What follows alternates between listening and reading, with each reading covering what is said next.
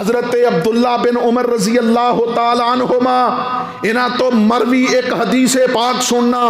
नबी अलैहिस्सलातु वस्सलाम ने फरमाया कि ए मेरी उम्मत दे लोगो, 5 चीज़ां ऐसियां ने कि जिन्हां दे अंदर तुसी मुबतला हो जाओगे और मैं अल्लाह दे कोलों पनाह मंगना कि तुसी ऐसे अफआल और ऐसे गुनाहां दे अंदर मुबतला हो जाओ।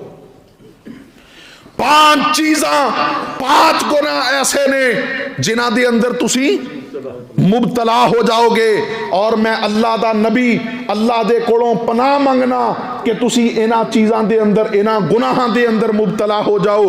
अल्लाह अकबर कबीरा। फरमाया कि एक कि तुसी एलानिया फहाशी ते उतर आओगे, एलानिया फहाशी ते। फरमाया कि जिस वक्त ऐसे हालात पैदा हो जाएंगे कि लोग सरेआम गुनाह दा काम करनगे, अल्लाह अकबर, और इसनू कोई आर महसूस, कोई इसनू ऐब नहीं समझेगा। मेरे मोहतरम भाइयों, नबी अलैहिस्सलाम ने फरमाया अल्लाह तुहाडे ते ऐसियां बीमारियां भेज देगा, ऐसी बीमारियां दे अंदर तुहानू मुबतला कर देगा जिन्हां बीमारियां दा तुहाडे वड्डियां ने कदे सुनिया भी नहीं होएगा। अज मुआसरे दे अंदर तुसी सियाने बंदे खुद ही कहंदे हो जी ऐसी ऐसी बीमारियां आ गईयां जिन्हां दा असीं कदे सुनिया भी नहीं सी। वजह क्या है? वजह यह है कि हुण लोग सरेआम फहाशी करन लग पे। अगे कोई खुदा ना खास्ता गुनाह भी करदा सी ते लोगां तो छुप के करदा सी। हुण लोग गुनाह नू गुनाह नहीं समझते। मेरे मोहतरम भाइयों, दूसरी बात नबी अलैहिस्सलाम ने फरमाया कि लोग नाप तोल दे अंदर कमी करना शुरू कर देंगे।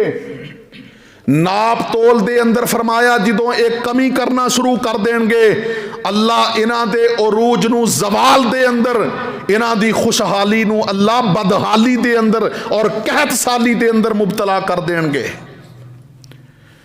अज देख लो, लोग आंदे ने जी ये तो साडी अपनी हत्थां दी कमाई है, ये तो साडी जहानत है कि अगर गड्डी नू निशान 6 फुट 1 इंच ते लगदे ने ते असीं 1 इंच डाउन कर दिंदे हैं।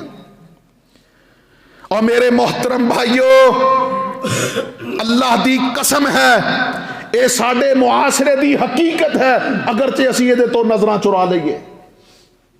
हर बंदा वो इस सोच और फिक्र दे अंदर मुबतला है कि मैं अज दिहाड़ी कित्थों लानी है।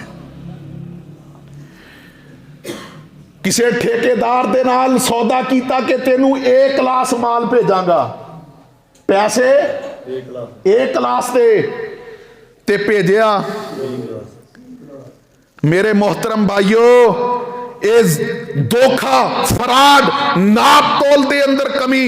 नबी अलैहिस्सलातु वस्सलाम ने फरमाया कि जदों ऐसे हालात पैदा हो जाएंगे, अल्लाह तुहाडे ते कहत साली नाज़िल कर देगा। तुहाडा उरूज जो है वो जवाल दे अंदर, तुहाडी खुशहाली नू अल्लाह बदहाली दे अंदर तब्दील कर देंगे। वमा असाबकुम मिन मुसीबतिन फबिमा कसबत ऐदीकुम वयाफू अन कसीर। और इसी तरह नबी अलैहिस्सलातु वस्सलाम ने फरमाया कि लोग ज़कात देने तो इनकारी हो जाएंगे, लोग ज़कात देने तो इनकारी हो जाएंगे।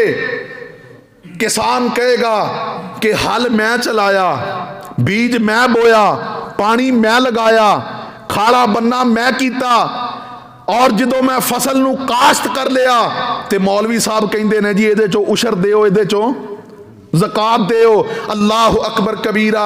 और मेरे मोहतरम भाइयों, कदे असी इस गल ते गौर नहीं कीता कि जदों असी बीज बो के मट्टी दे अंदर इसनू दबा के आ गए, वो अल्लाह चाहता ते इस बीज नू पैदा ही, इस बीज चो पौधा ही ना निकालदा, सिट्टे ना निकालदा, और वो अल्लाह चाहता ते पक्की पकाई और तैयार फसल नू अल्लाह तबाहो बर्बाद कर दिंदा।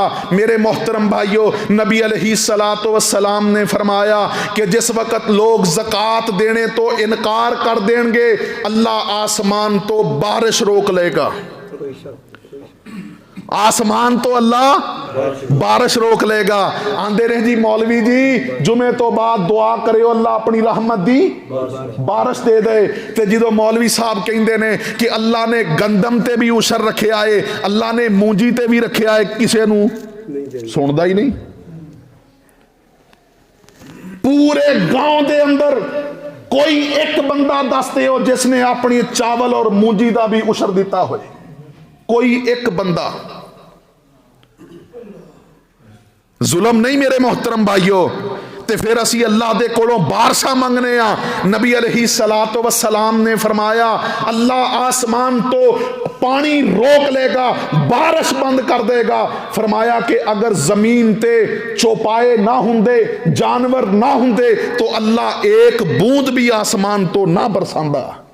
लेकिन अल्लाह नू इन्हां जानवरां ते तरस आ जांदा है, रहम आ जांदा है कि अल्लाह साडी इन्हां नदानियां दे बावजूद, साडी इन्हां जनाब कोताहियां दे बावजूद फिर आसमान तो बारिश नाज़िल फरमा दिंदे ने।